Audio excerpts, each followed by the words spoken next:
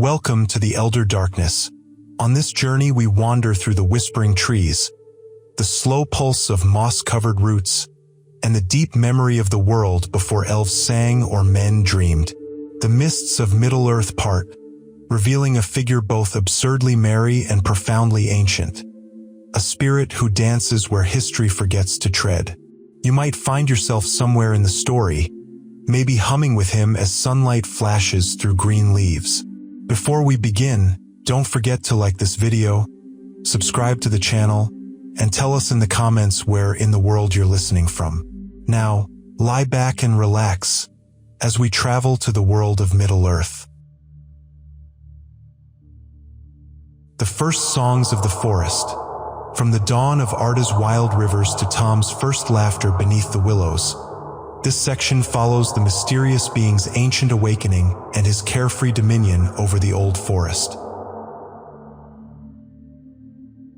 In the beginning, if beginnings even apply to him, Tom Bombadil stirs among waters older than rivers. The first light of Arda has barely touched the trees when he lifts his head above the rushes, blinking as if the dawn were some amusing trick. No trumpet announces him, no vala gives him a name. He simply is. Bare feet press into soft mud. A low, contented hum escapes his lips. The first song of the forest begins. He moves through this wild newborn world like a lazy breeze.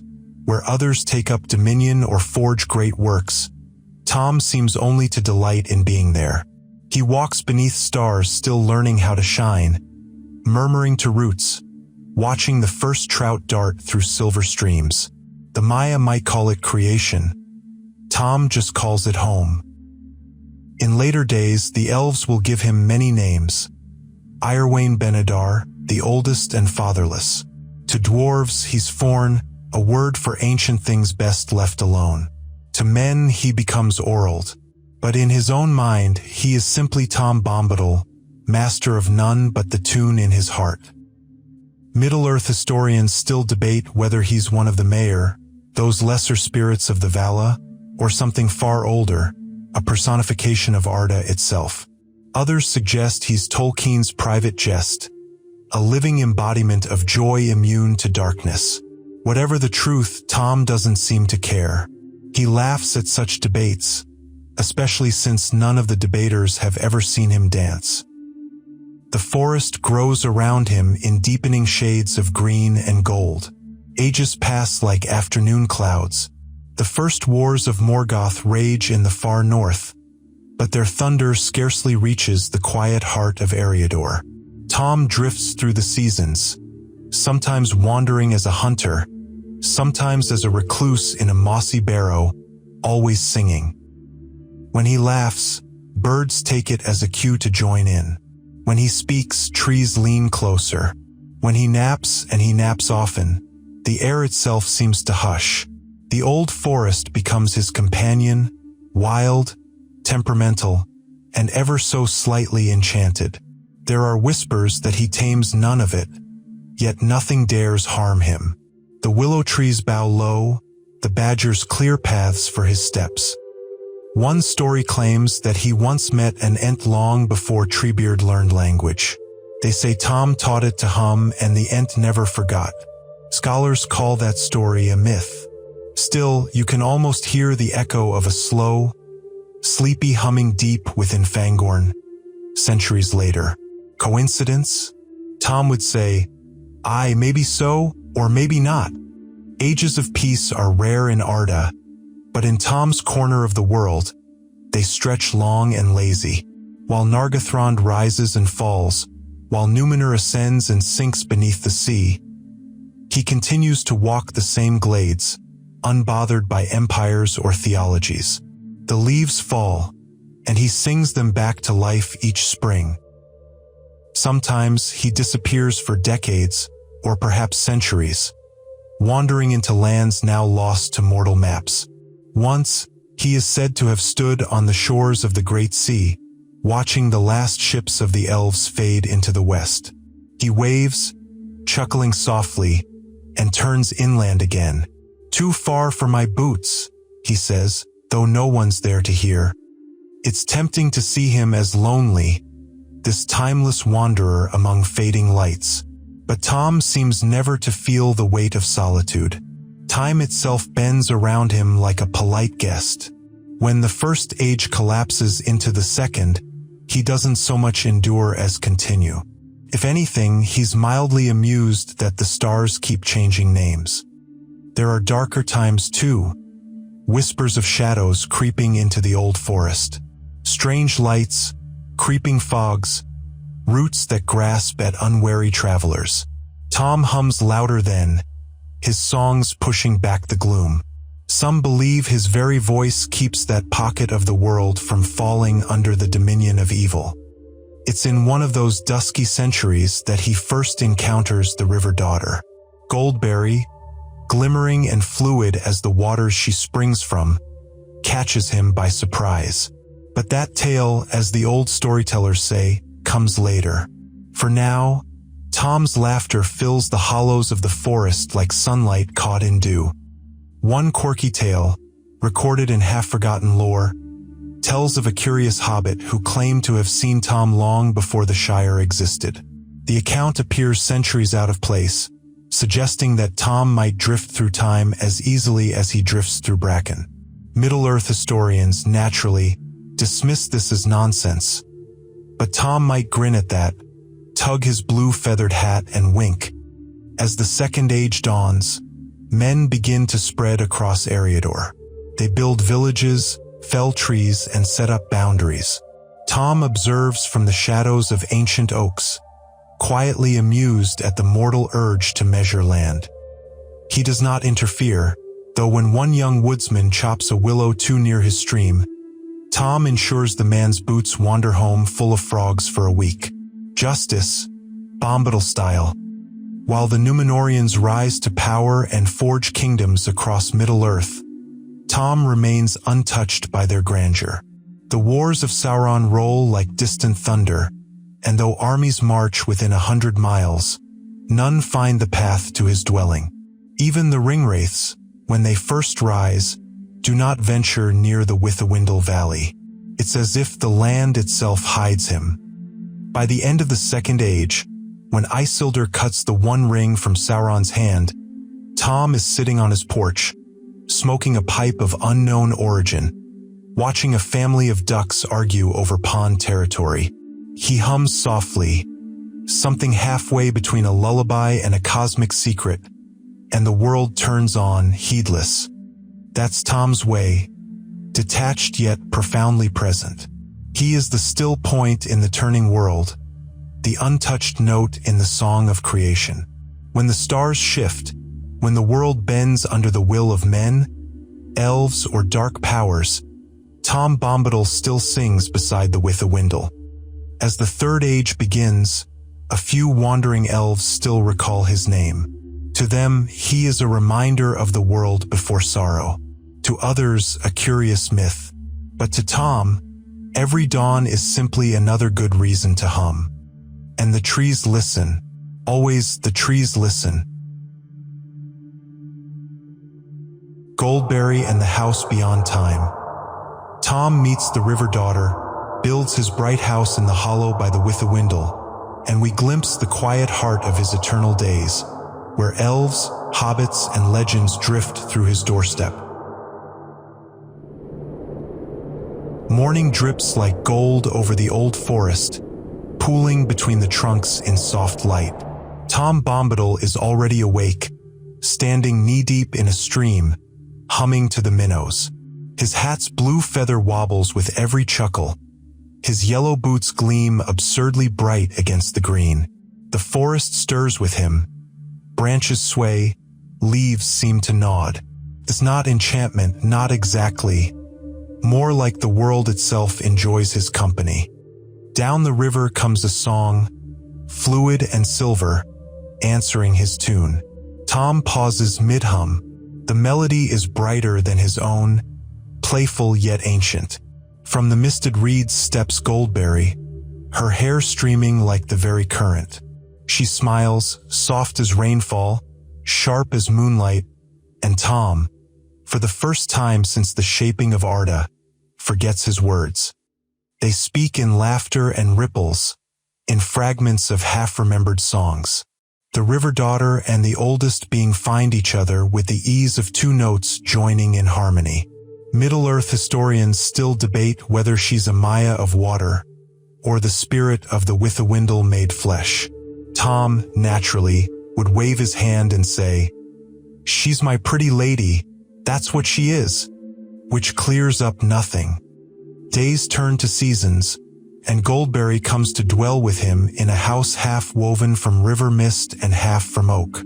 It stands in a hollow near the heart of the old forest, its windows round like hobbit holes, its chimney puffing lazy spirals of blue smoke. Birds nest under the eaves, frogs hold nightly councils in the pond.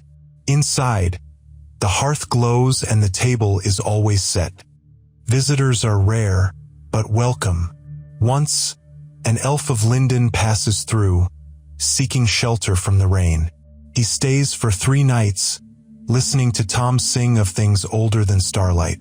When he departs, he tells his kin he has seen a place where time forgets to count itself. None believe him, of course. They never do. In that bright home, Tom and Goldberry settle into a rhythm that ignores centuries. He roams the woods, chatting with owls and arguing gently with badgers about property lines. She tends the flowers and the streams, her laughter mingling with his songs. Together, they are the pulse of the old forest, unclaimed, unruled, content. The world outside shifts endlessly. Arda rises, splinters, and decays. The Witch King of Angmar spreads his terror northward, but his black riders never dare cross the borders of Bombadil's land. The trees themselves seem to mislead intruders. Roads vanish, paths twist back on themselves.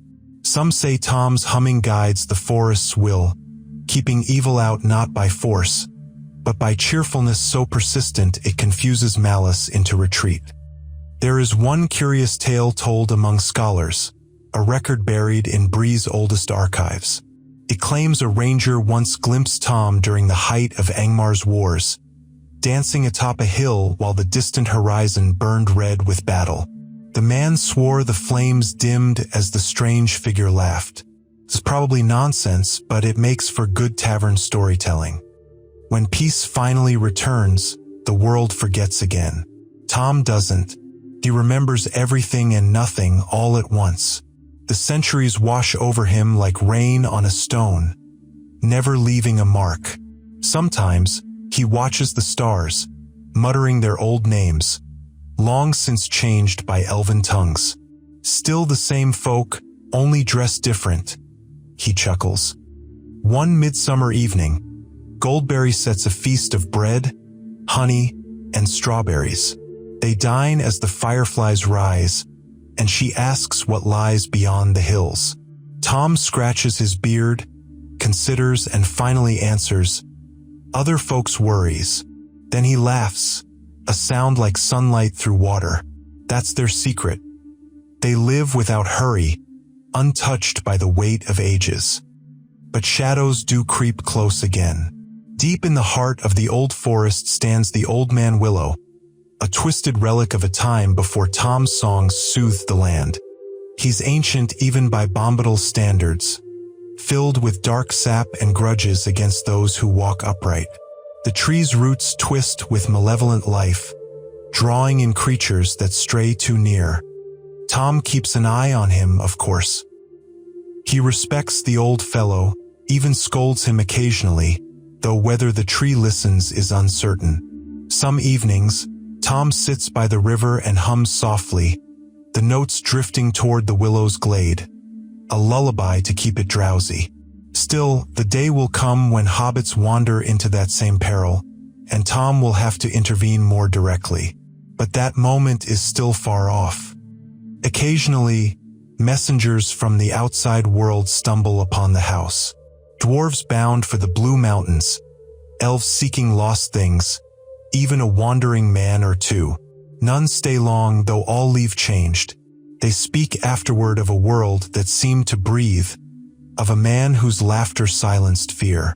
Many think they dreamed it, Some try to find the path again, but the forest, loyal as always, refuses to show the way. In the quiet ages that follow, the Shire is founded, little hobbits settling not too far from his domain. Tom observes them with amusement. Their fondness for second breakfasts, their habit of pretending danger doesn't exist. My kind of folk, he muses, tipping his hat. Perhaps that's why, much later, when 4 particular hobbits lose their way, the forest will lead them to his door. Goldberry, meanwhile, is the mirror to his mirth. Where Tom's laughter is thunder, hers is rain. She weaves garlands, hums to the fish, and listens. If Tom is the song, Goldberry is the stillness between notes. Together, they are balance itself, a perfect echo of Arda's first harmony. Middle-earth historians still debate whether Tom's domain, that bright pocket untouched by decay, represents a lingering fragment of the music of the Aenir, the primal song that shaped the world. Others insist he's simply Tolkien's embodiment of the natural world's innocence. But as one old loremaster once sighed, "Speculate all you wish, he's still merrier than you." By the end of the Third Age's first millennium, the world beyond grows restless again. Rumors of dark things stir in Mirkwood, and whispers of a necromancer spread among travelers. Tom listens to such tidings with mild interest, as if hearing about distant cousins quarreling. Evil rises, evil falls, yet the daisies still bloom by his door. He would rather worry about the harvest of apples. And yet, though he laughs at darkness, it cannot quite touch him. The same cannot be said for the mortals outside his realm. Wars flare, kings fall, and even the wise begin to fade. But here, the air hums with gentle magic, the kind that smells of wet earth and clean rain. In Tom's Hollow, the world seems perpetually early morning. Sometimes, on long winter nights, Goldberry hums by the fire while Tom stares into the flames. There's a shadow in his eyes then, a memory perhaps, or the faint awareness that even endless songs must one day reach their last refrain. He shakes it off quickly, grabs his pipe, and blows a smoke ring shaped like a dancing bear. Goldberry laughs and the shadow retreats. So centuries pass, like the gentle roll of a river. The house remains, the boots stay yellow, the hat ever blue. Travelers vanish from the roads, kingdoms rise again, and still the old forest keeps its secret heart. And one autumn evening, as the wind changes and the smell of adventure creeps north from the Shire, Tom Bombadil stands on his doorstep, listening. Somewhere, for little feet stumble among the trees. He smiles. "Ah," he says, "there's company coming through the willow ways tonight." The world beyond his borders will soon intrude, but not unwelcomed. For even the oldest songs must sometimes meet new voices. The Ringbearers and the Passing Ages. The hobbits arrive bearing the One Ring, testing the limits of Tom's power as the wider world darkens. We end with his serene endurance beyond the fall of Sauron, in a lingering question of who and what Tom truly is. The day the hobbits tumble into his world begins as most of Tom Bombadil's days do, with rain. The old forest hums softly, dripping with secrets, and Tom is out among the reeds, singing to himself about buttercups and bumblebees. He hears rustling near the Withywindle and pauses, sensing something small and frightened. Then comes a desperate cry, the sound of someone being swallowed, literally, by a tree. Tom grins. "Old man Willow up to tricks again," he says, splashing up the bank. In a few bounding steps, he's there, his song booming through the roots, bright and commanding. The great willow groans as if scolded by creation itself, releasing its prey. For very bewildered hobbits, Frodo, Sam, Merry, and Pippin stumble out coughing, dripping, and staring at this odd fellow with yellow boots and a hat bright as the sky. It's one of those moments where myth collides with reality. The hobbits have already heard songs of adventure, dragons, and dark lords, but none of it prepares them for the merry absurdity that is Tom Bombadil. He laughs, tosses Frodo over his shoulder like a sack of potatoes, and marches off through the dripping trees, still singing. "Follow me, my merry friends. No willow's belly shall swallow you this day." They arrive at his house by twilight, greeted by Goldberry, radiant as dawn on water. The hobbits stare as she welcomes them, kindly, gracefully, her presence both motherly and mysterious. The house itself feels enchanted but warm, every corner humming with life. Frodo whispers that time seems to stop at the threshold, and indeed it does. Tom talks through dinner, a joyful torrent of nonsense and wisdom. He recounts stories older than elves, teases the firelight into dancing shapes, and pours ale as though the world isn't falling apart outside. The hobbits listen, both confused and comforted. There is no malice here, no urgency, just laughter echoing against ancient wood.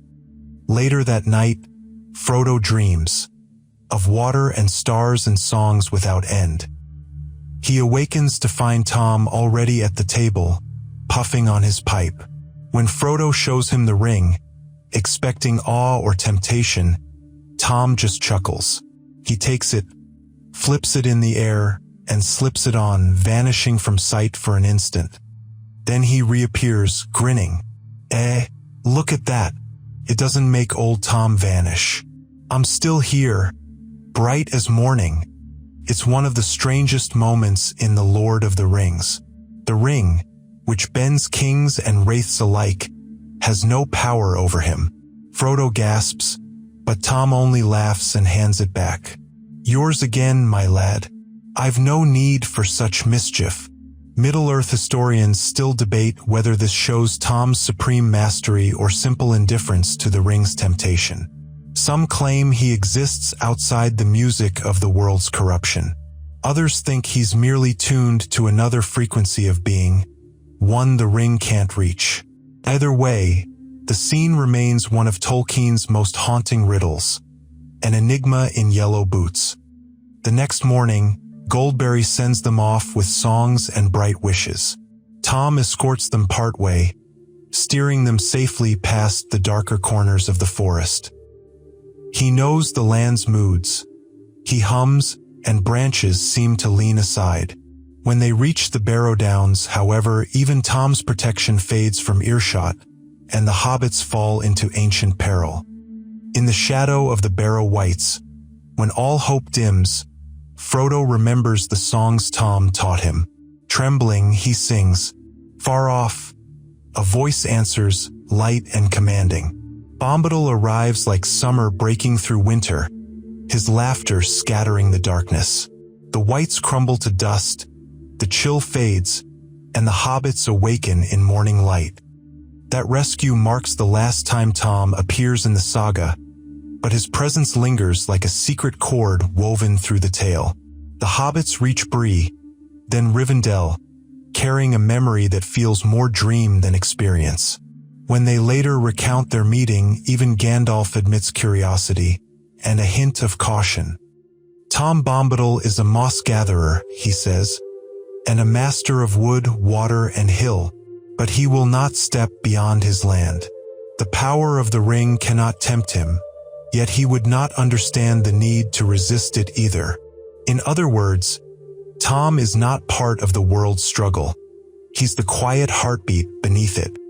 While the War of the Ring rages, Tom remains at home, undisturbed. The old forest grows restless for a while, echoes of Sauron's malice seeping through roots and shadows, but Tom's laughter never falters. His songs keep the willows dreaming instead of devouring. Goldberry lights her candles, and the world's darkness passes them by like a cloud missing its mark. When the ring is finally destroyed and peace returns, Gandalf visits Tom one last time before leaving Middle-earth. The wizard stays 3 days, though no record survives of what they speak about.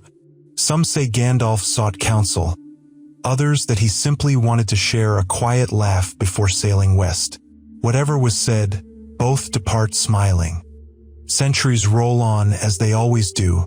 The Shire thrives, men rebuild kingdoms, and the elves vanish into myth. Yet deep in Eriador, the old forest remains. Travelers whisper of strange songs at dusk, of a man dancing on the water, of a woman whose laughter carries like wind in reeds. Most dismiss it as folklore, though a few, usually those lost in fog, swear they've heard the voice themselves, humming just out of sight. Tom endures, not immortal by conquest or crown, but by joy. He doesn't guard treasure, nor seek dominion, nor fear the passing of ages. He is the land's memory, laughter made flesh, the last echo of a simpler world. One quirky tidbit often missed by readers. In early drafts of Tolkien's notes, Bombadil once finds a stranded hobbit child near the river, raising it for a season before returning it home. The story was cut, deemed too whimsical, but it hints that even the professor couldn't quite define where lore ends and legend begins. As ages turn, men forget the names of rivers and hills, but the forest keeps its hum. And if you walk there at twilight, just before mist thickens and owls begin to stir, you might catch a flicker of gold among the willows.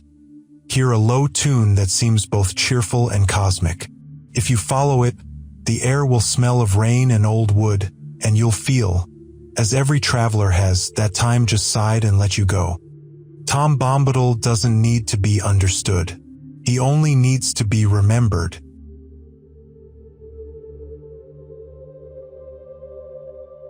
The world quiets now. The fires of war have cooled to ash, and the songs of kings fade into memory. But the forest still breathes.